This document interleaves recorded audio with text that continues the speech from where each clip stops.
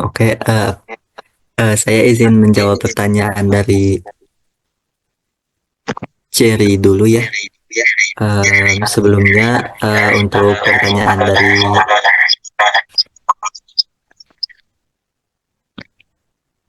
sebelumnya untuk pertanyaan dari Cherry itu, mengapa yang sejalan itu hanya metode operant learning?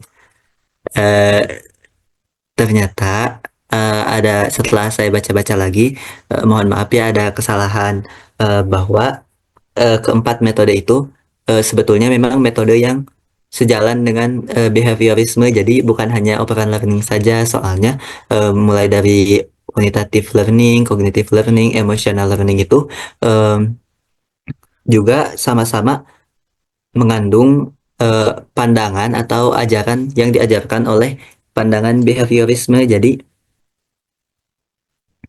itu kesalahan saya dalam pemahamannya sebelumnya.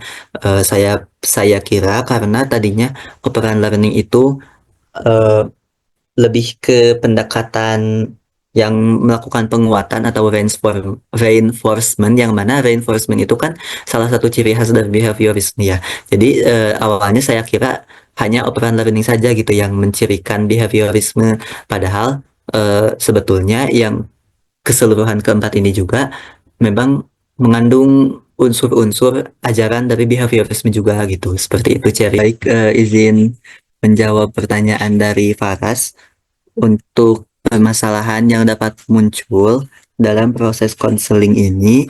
em, Menurut yang saya baca dan juga yang saya pahami itu dapat berasal dari karakteristik konseli itu sendiri. Karakteristik ini dapat berupa aspek-aspek kepribadian konseli yang terdiri dari sikap konseli, emosi konseli, motivasi konseli, harapan konseli, maupun kecemasan konseli. Misalkan di bukunya Dr. Namora Lubis ini dikatakan bahwa konseli ini ada beberapa tipe gitu. Ada yang konseli yang sukarela, tapi ada juga konseli yang terpaksa gitu. Terus ada konseli yang enggan, konseli yang menentang, atau konseli yang krisis gitu. Terus ada juga eh, namanya resistensi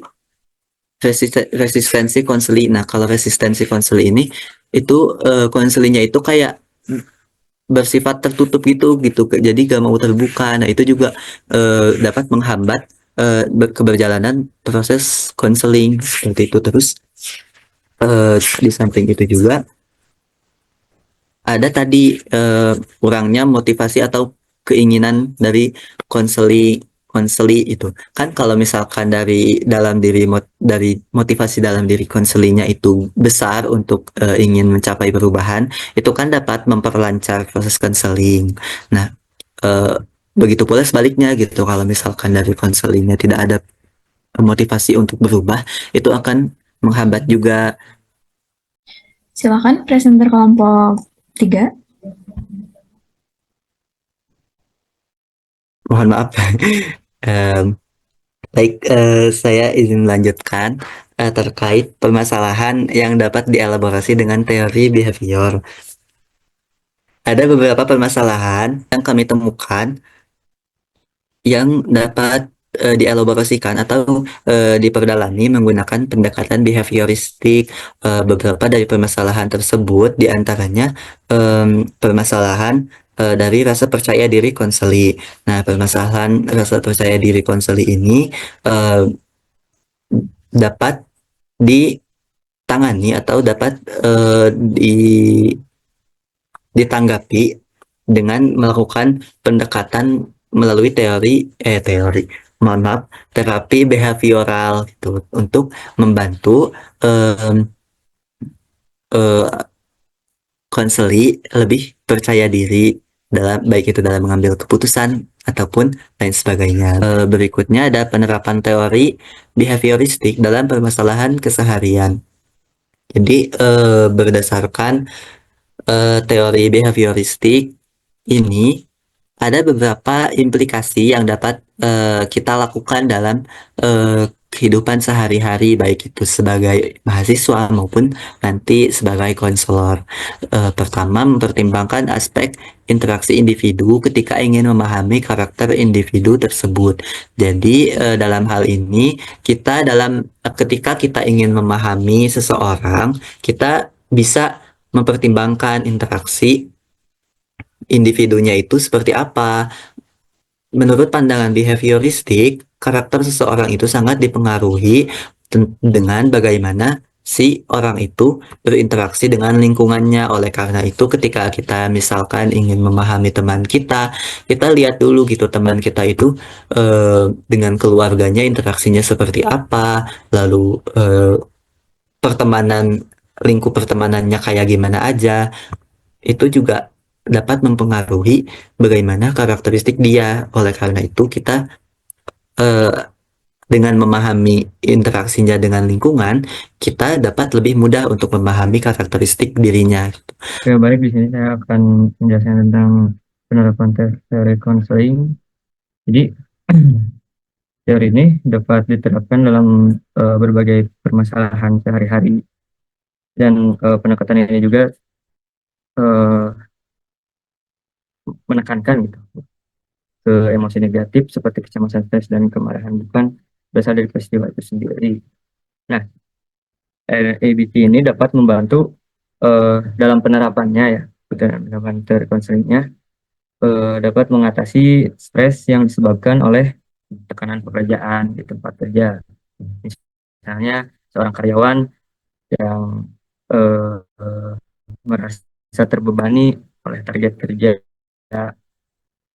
seperti berpikir saya akan melakukannya yang terbaik, tapi saya tidak harus sempurna setiap saat, yang dapat mengurangi tekanan berlebihan dan meningkatkan produktivitas tanpa merasa terbebani. Itu. Terus ada penerapannya di di dalam hubungan sosial gitu, membantu seseorang mengelola emosinya, seperti saat mereka merasa tersinggung karena tidak mendapat balasan dari teman. Terus dia itu berpikir, mungkin dia itu sibuk gitu, dan bukan berarti dia tidak peduli dengan saya itu. Nah, jadi ada berpikirnya seperti itu gitu. Jadi dengan teori ini itu seseorang tuh dapat menghindari emosi negatif yang tidak perlu dan mempertahankan hubungan sosial yang lebih sehat. Ya, baik. Iya, saya tadi ingin berkomentar saja karena kita tidak menggunakan istilah-istilah motivasi yang seperti itu karena itu masih itu sudah pindah ke ranahnya humanistik ya. Jadi kalau kita bicara di behavioral, memang lebih ke reinforcement positif gitu ya, penguatan, reinforcement, reward, dan punishment itu adalah hal yang dilakukan dalam konteks behavioral. Jadi tidak ada modeling, itu modeling tidak ada di sini, gitu ya. Kecuali mau menggunakan sosialnya Bandura gitu ya. Tapi itu juga kan artinya memang ada kondisi-kondisi yang lalu dikondisikan gitu dengan kondisi-kondisi itu. Nah, ini yang mungkin nanti perlu ini saja, maaf kalau tadi saya lalu memberi respon gitu ya, karena itu tadi bahwa di sini kita belum bicara tentang dimensi-dimensi kemanusiaan, tapi masih bicara tentang proses pengkondisian gitu ya, proses pelatihan, proses pembelajaran yang memang dilakukan.